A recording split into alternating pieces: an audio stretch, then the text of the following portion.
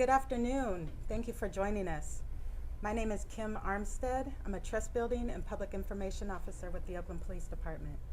Today, Oakland Police Chief LeRonne Armstrong will be addressing the violent crime that occurred last month, August 2021.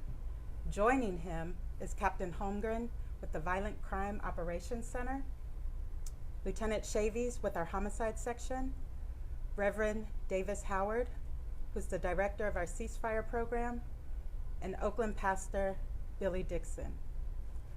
Please be advised all questions will be taken following the briefing. Without further ado, I'll go ahead and turn it over to Chief Armstrong. Good morning, and thank you for being here. Today is, for me, a very difficult day to have this discussion about violence in the city of Oakland. But today I want to do something different than I usually do when I have these discussions with the media. As of today, there's been 87 homicides in the city of Oakland. And I think it is at a point where we as a community need to understand the seriousness of it.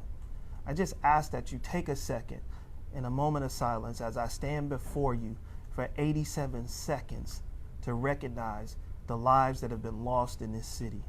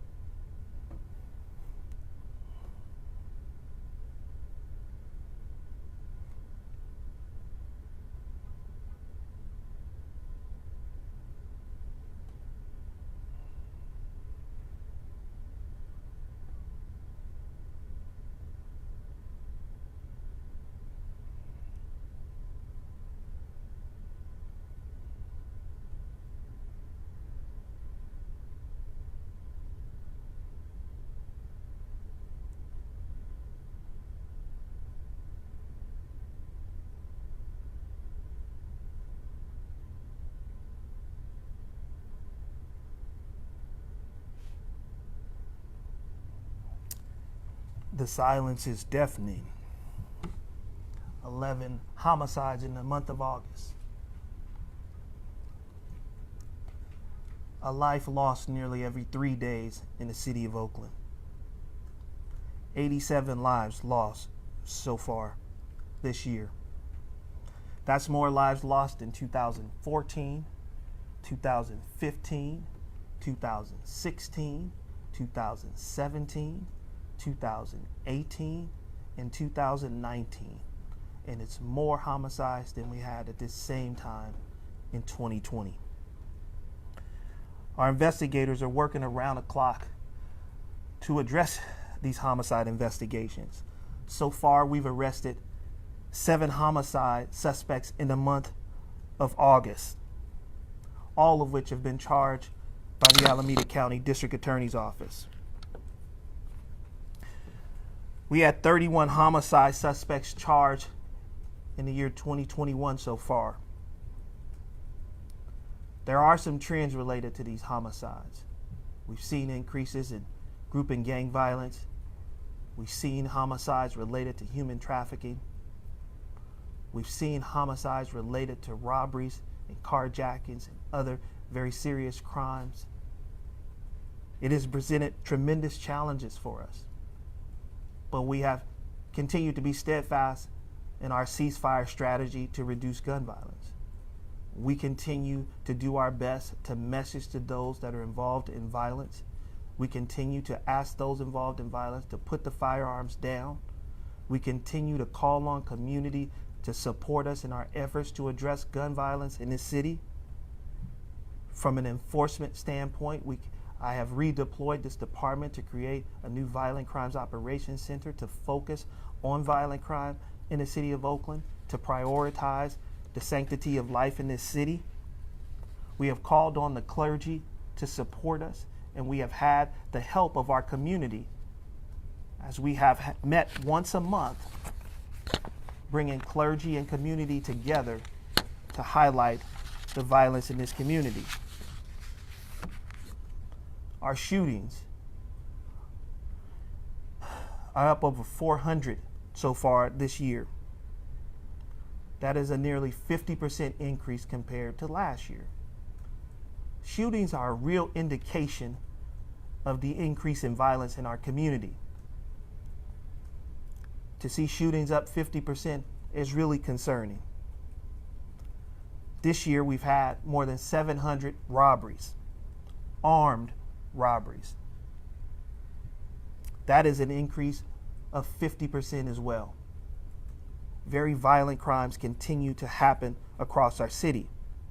There's some clear trends that we've been seeing related to these robberies. They've involved the use of vehicles, stolen vehicles, carjacked vehicles. They've involved groups of multiple people, 2 to 3 people accosting unsuspecting community members and robbing them of their property, and several of which have led to shootings. It's been a particularly bad last 7 days. We've had 5 homicides in the last 7 days. It's presenting tremendous challenges for this department with shrinking resources, where we found ourselves for the first time in many years to have under 700 police officers in the Oakland Police Department. Our current staffing is 698 officers. We haven't seen these numbers in several years. Our investigators are working around the clock to address these issues, these crimes. Our robbery investigators arrested 19 robbery suspects in the month of August. They've arrested 195 robbery suspects so far this year. We continue to push out safety tips to our community that your lives are worth more than property. Please don't resist when people pull firearms on you and demand your property. We also have been pushing these tips through social media and giving reminders about our camera registry so you can help support us in our investigations to apprehend those responsible for these crimes. Our carjackings. So far this year, we've had 329 carjackings. That is up 100% compared to last year at this same time.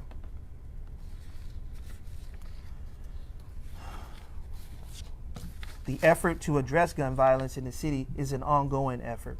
Our officers have recovered more than 800 firearms so far this year. That's nearly 100 guns a month taken off the streets of Oakland. More than 3 guns a day removed from our community.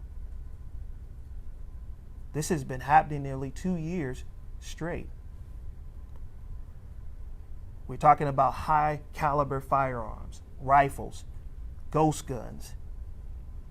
We've had to reach out to the ATF for partnership to assist us investigating the origin of these firearms, and we continue to work closely with them. We are also investing in community engagement. Our Conversation Toward Solutions series has been bringing forth conversations in communities across our city, but none of it has been enough to stop this violence. The sad part about it is, as a city,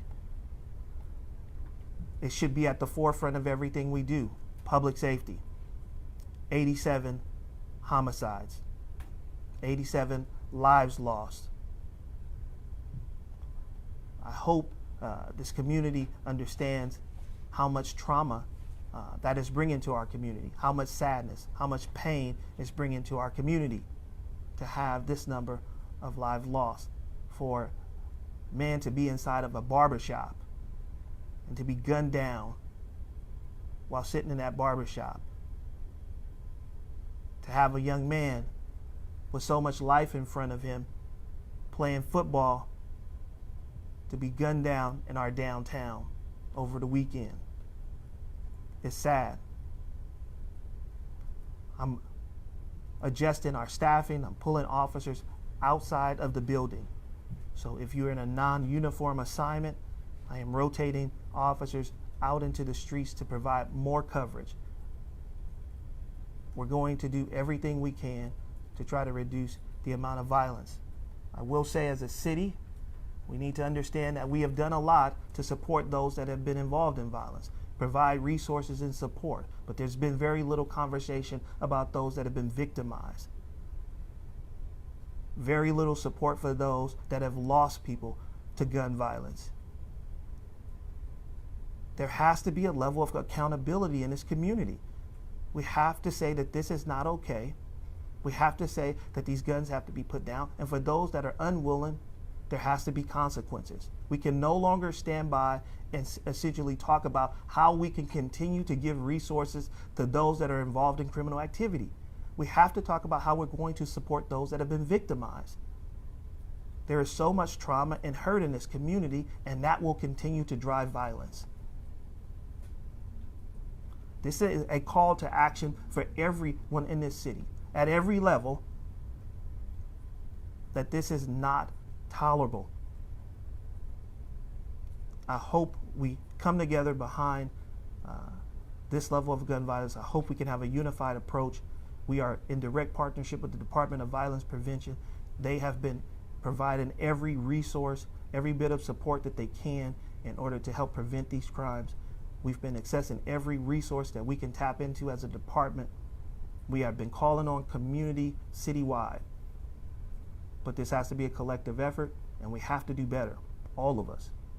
With that, I'll take questions. We also have Pastor Dixon here as well to speak to the clergy's role in the ceasefire strategy and what they've been doing to assist the department. After they speak, as well as Reverend Demeter Davis Howard will about the work that our ceasefire program is doing in our community, then I'll take questions. Pastor Dixon. Hello, I'm Pastor Billy Dixon at Thy Word Christian Center. Thank you, Chief, for this opportunity. As a pastor in Oakland, we're really into the ceasefire project. It's a strategy that's data-based, and let me just get down to the point of it. I'm one of the pastors that go out and talk to the young men involved in violence, have been victimized by violence, and we offer them opportunity. I've been in a car with some of Oakland's finest, going out just to talk to young men, to encourage them to put the weapons down. We do need to continue to do our part as leaders, as faith leaders in the city of Oakland. We're going to continue to do that part. Also, we do need to hold those that will not put the guns down accountable. However, OPD sees fit to do that, they have to do it. As being a lifelong Oakland resident, been here my whole entire life, I've learned something. We did it before, we got the numbers down, and that was through a collaborative effort from OPD, from the clergy, from those that are out there on the streets to get the weapons down, to put them down, and to offer services and needs for them to meet, to help them meet their needs. And we've been doing this for over 12 years since I've been pastoring, and in that 12 years we learned a lot. We've talked to a lot of young men, and we have success stories, but right now the crime is really out of hand, and we're going to have to push more services, more things to young people, to the people that are involved in violence. But at the same time, OPD's, I'm demanding that they do their job. I'm demanding that they do their job when they don't want to put down the weapons. But if there's anybody out there, let me say this. We want you to have the opportunity. If you see me, stop me, talk to me. Let's have a conversation. Let's see what we can do. Let's see if we can get you out of that part of having to participate in violence, having to defend yourself, or even picking up a weapon at all. That's all I have to say. I thank you for your time in this space, Chief. Yep. How you spell your name? Dixon, D-I-X-O-N. Hi, I'm Reverend Demeter Davis Howard. I am currently the director of the ceasefire strategy here in the city of Oakland.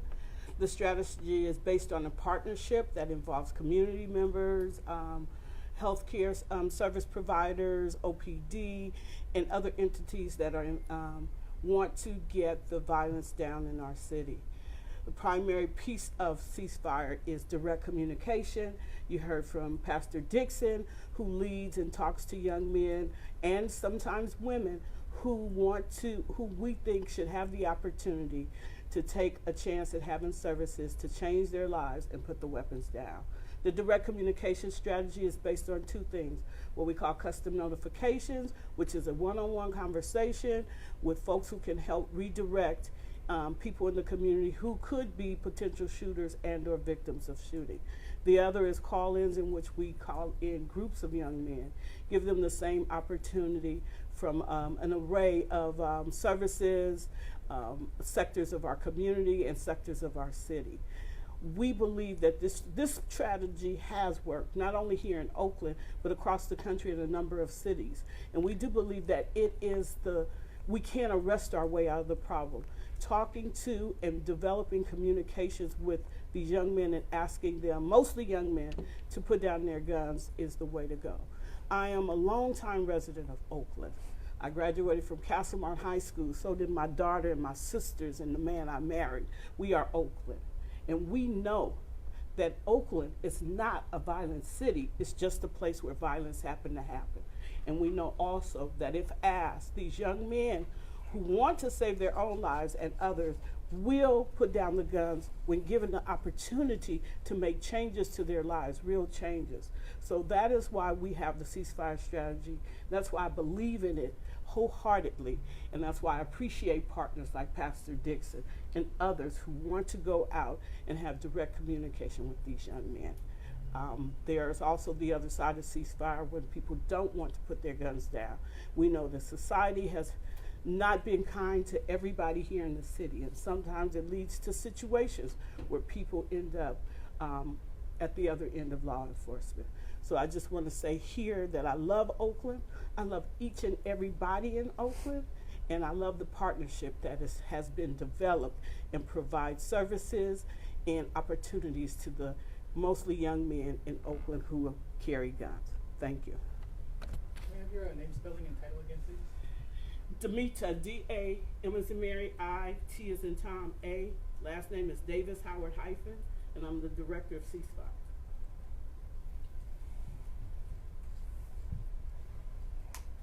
At this time, we'll go ahead and take any questions that you may have.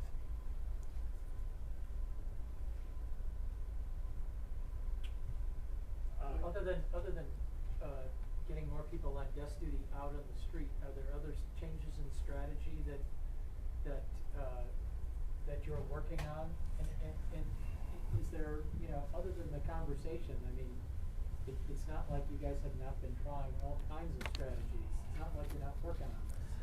So, I mean, is it a matter of a change of strategy, or is it just? Yeah. No, I don't believe it's a matter of change of strategy. I think the strategy is proven to work. I think, we've made some adjustments internally around being more focused on group and gang violence. We have our ceasefire teams, but now we have created a violent crimes operations team that is focused as well on gun violence across the city. So I think the numbers suggest that they're making a key arrest and they're apprehending those that have been in possession of firearms. And so they've been effective. But due to the high number of homicides, we have actually had to increase the number of investigators in our homicide division.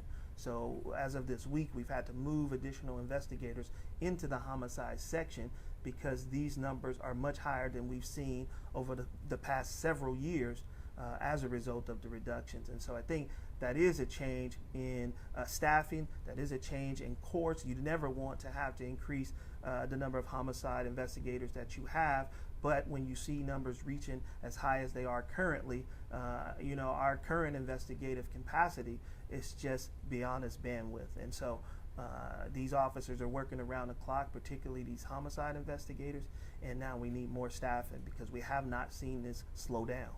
How many more investigators, like from what number to what number? Yeah, so we went from about 9, and then we added an additional 6. And so that's about 15 now in new, investigators in our homicide section to deal with this high number of homicides that we've seen in the city of Oakland. You called on the community that it's time for the community to take a stand against this. And you've said that before. Previous chiefs have said that before.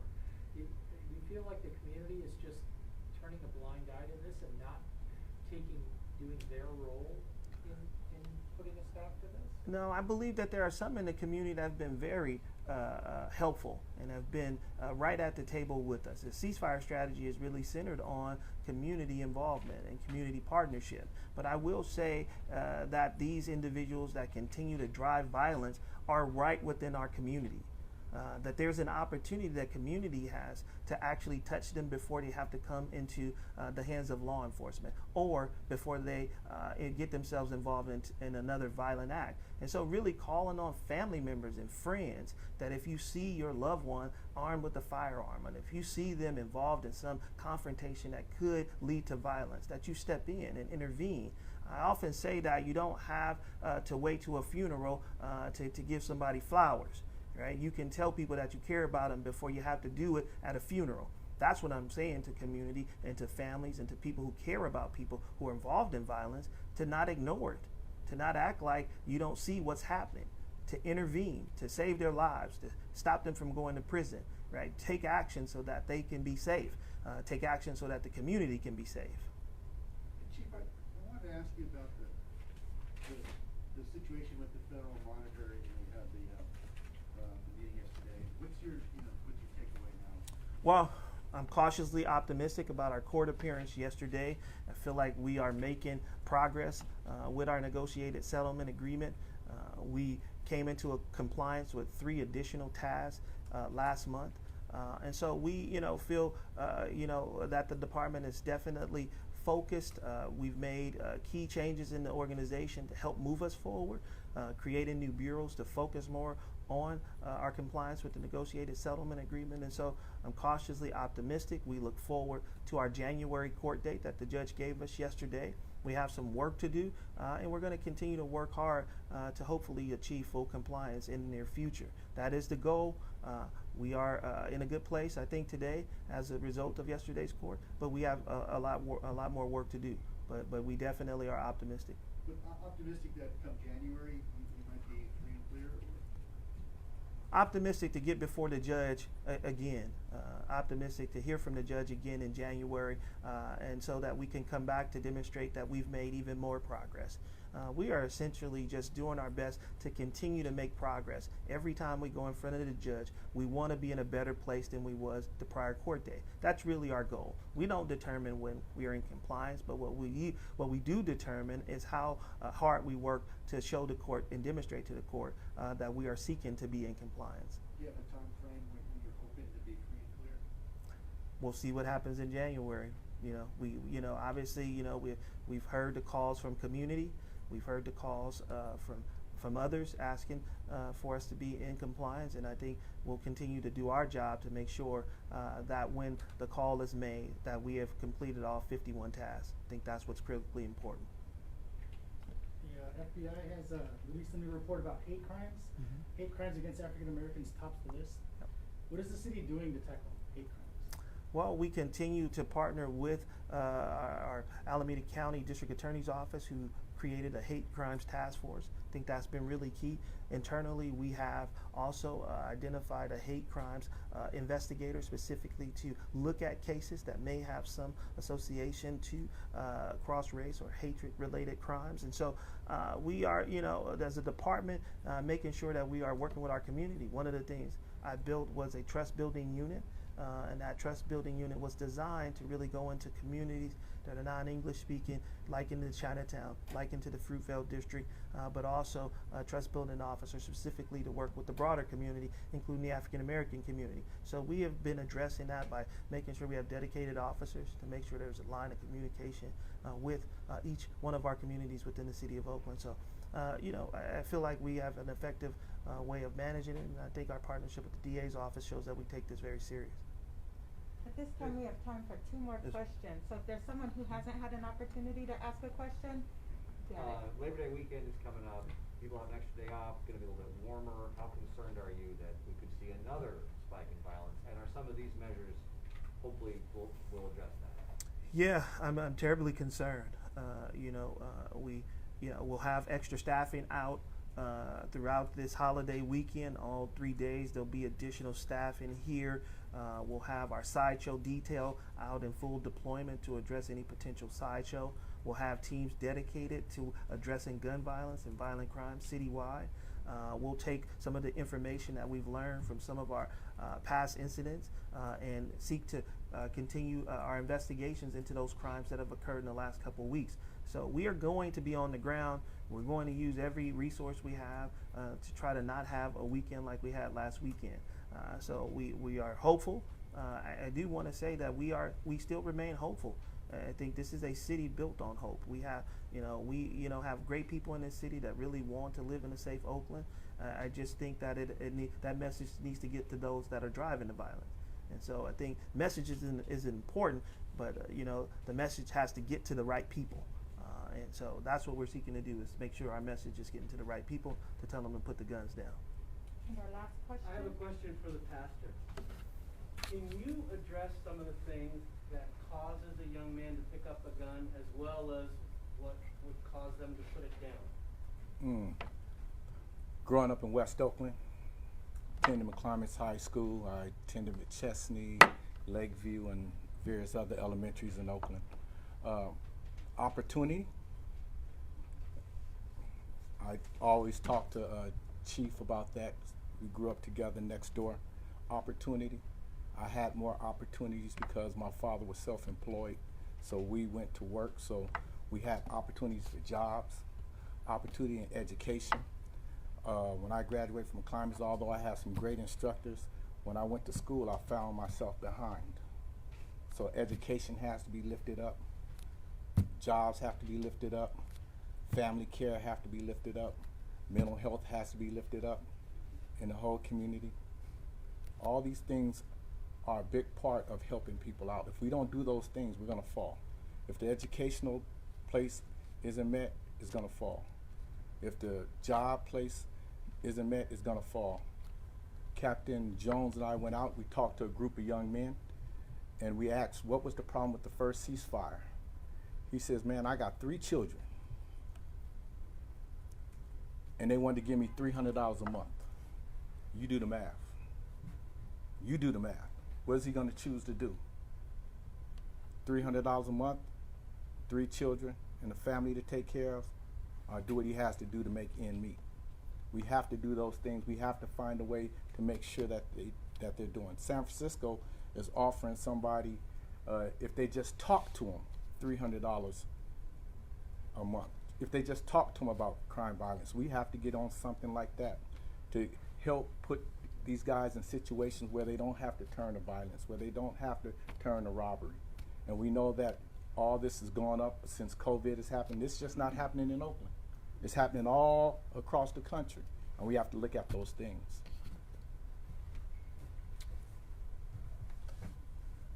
I'll sum it up as we close with just how we started. 87 victims of homicide in this city. There needs to be a call to action to say we don't want 88, 89, and 90. We know that there are challenging times in our community, and just like was just spoken, there are challenging times in other cities across the country.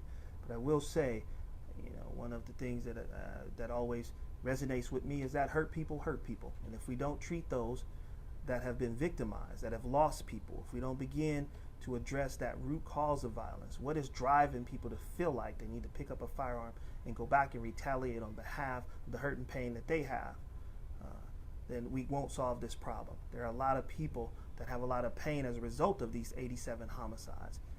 And me, as someone who has been a victim of homicide, with a brother killed in this city, I know the pain that you feel when you lose somebody that you care about, when you lose somebody that you love. We have to be able to address those that are hurting, because it is difficult to manage that pain if you don't have support. And you choose to make difficult decisions that you think are they feel right because you want to go back and retaliate and say that you took action against somebody that hurt you. But we obviously know that that is not the way to remedy pain. You need support. You need counseling. We need therapy. We need people who are experiencing trauma to feel the support so that they don't feel like they have to take these things into their own hands. Partner with us. Allow us to help. Allow us, the Department of Violence Prevention, to step in. Allow community and clergy to step in. But we have to stop the violence. We have to put the guns down, and we have to make Oakland a safe city. As a parent in this city, it troubles me to let my kids go out every day. It troubles me to know the violence that they might experience when they leave home in Oakland. And I'm the chief. This has to stop so that every family can rest while their children are out. So that every resident in this city doesn't have to live through gunshots every night. This is sad. This is tough. It's tough to live in East Oakland. It's tough to experience gunshots every night, to have sirens blaring every night, to have police racing up and down your street every night. That's tough. To see people one day and not see them the next. That is tough. It is having an impact on our community. People are hurt. You have seniors that can't come outside because they're afraid. That's unacceptable. You have hardworking people that literally tell me, Chief, when I get home from work, I don't come back outside because I'm afraid. We have a man last night that lost his life in the front of his home. Killed. A robbery gone bad. There's no need for that. Could you imagine the trauma that that family is experiencing this morning? This is happening over and over. It's unacceptable. This is not a political conversation. Loss of life is not political. It's a public safety crisis. And we should treat it that way. Stop making this about politics, whether you like police or not. This is about public safety. This is about keeping this community safe and keeping people alive. That's what it's about. So this is not just another press conference. This, again, is a call to action to say to people that this is serious, that people are hurting, and that we need your help to stop this violence and stop this pain in our community. Thank you.